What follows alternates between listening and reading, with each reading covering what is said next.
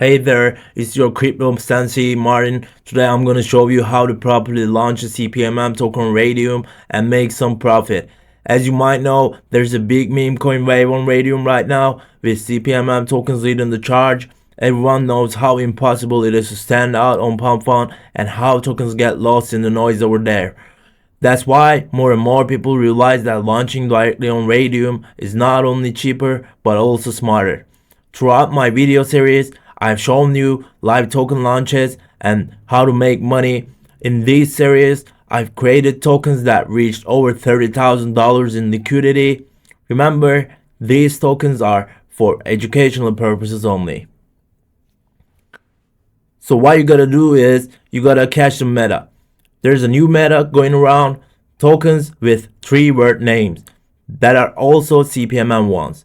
These tokens have some unique features, and today I'll show you how to create one. Our token today is called Infinite Piggy Bank. Imagine a piggy bank where you put $1 and when you break it, $10 comes out. Yeah, we are making that kind of token. Name is set. Now we need the ticker. We'll go with IPB because that's the meta style.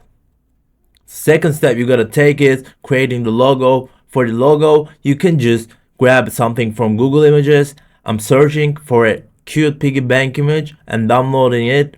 Now I'm opening Canva, clicking create project and selecting the logo. Make sure your logo is 500 by 500. I'm adding the text IPB in a clean font, sizing it up and saving it right away. The next step is minting the token. Normally, to mint an SPL token, you'd need to know Solana programming and a bit of coding. But hey, your crypto sensei Martin has a tool for you. It is called Ares Tools. On Ares Tools, just fill in the form with the token name and ticker. That's it. It's really easy to use.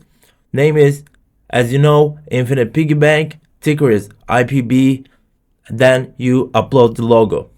For the description, I'm going with Infinite Piggy Bank, better than any bank.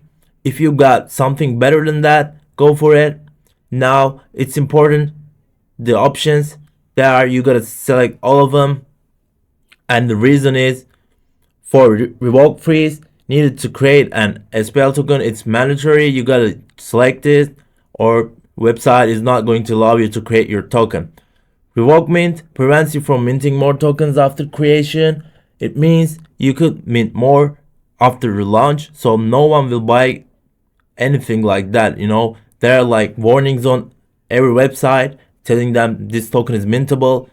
No one is buying anything mintable. So revoke update stops you from changing the token contract after launch. This is a huge no. You can't have this in your token. If you don't select these options, nobody will trust it, so you have to do it, trust me. So for the website, I'm doing a website. I already did one. You can use the same one.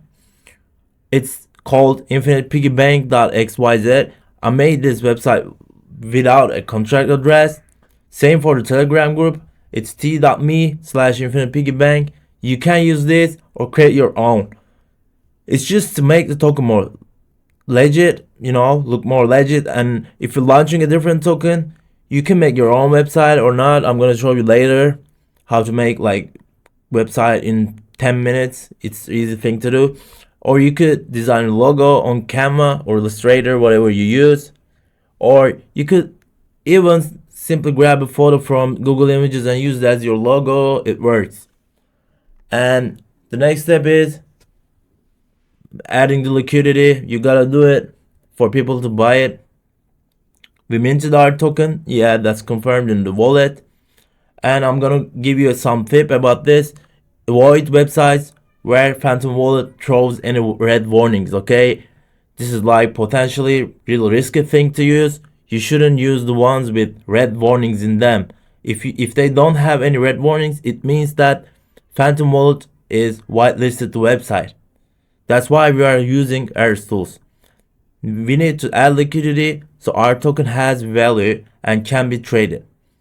We gotta go back to the Ares Tools liquidity page. In the top box, select our token IPB. We're only adding 90% of the supply to the pool to make it look like more secure, make sure like it's the legit thing. So developer owns 10% of the total supply. It looks like really fair. So people will think this guy is not going to rug it right away. So that's why we're doing it.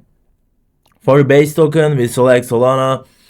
That's the standard thing to do when you launch something, and you gotta choose whatever your coin is, or like the infinite piggy bank if you want to use mine for the code token, and that's a go.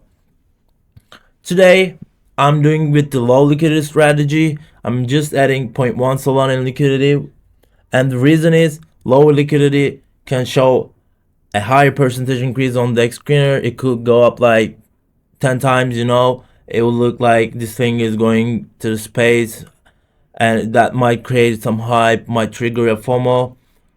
I mean, it's a good technique for me. I'm using it and it works. So transaction is confirmed. We gotta check Sol scan, looks good. Our token is now available to anyone to buy. After adding the liquidity, we gotta check our token and how the Dexscreener looks. I'm using Dexscreener for this. You could use Bird Eye. It's faster, but for me, Dexscreener looks like really good. I like the UI and thing. It takes about 30 seconds of data to show up there. After 12 minutes, our liquidity pool is at 9.89 Solana. If buys start slowing down, you can use the LP burn tool on Airstools. Even if you burn like 10% of the liquidity, it could make difference. Your token look more secure on Dexscreener and people might trust it more. So the optional part, the part that you all waited for, is removing the liquidity.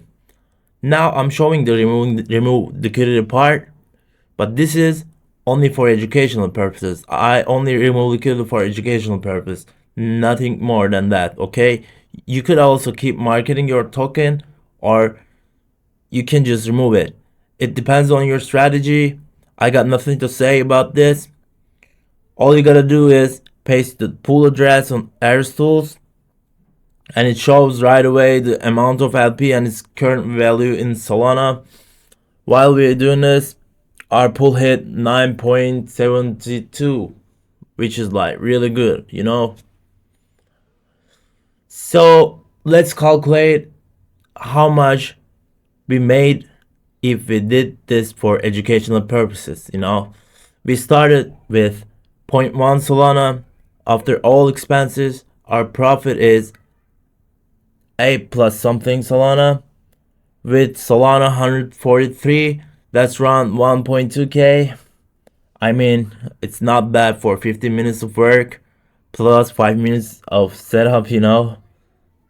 I really like the result of this one. I hope you'll get the same result as I get. So final thoughts about this launch.